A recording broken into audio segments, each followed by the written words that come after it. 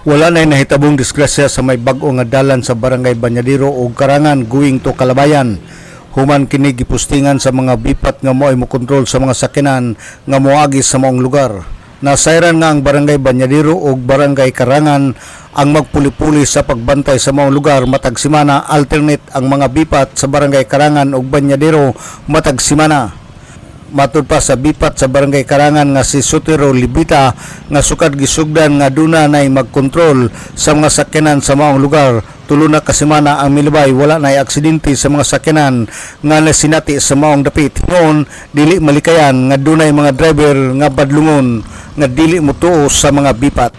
Lagi maskinog kami lang diari gid nga magtraffic mga tao lang. Lagi dagan yung badlungon. Kanang musik na lang ito, rin ko wala. Kung kaya lagi mo sa makasama ni.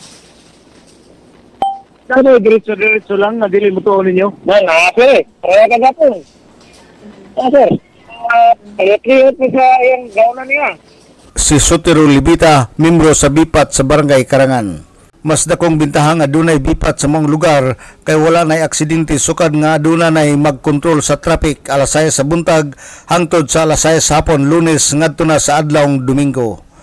Alang sa DXDD Radio Campana, ang radyo sa simbahan, WD 45 Dudong Bargamento, Danag sa Dakbayan.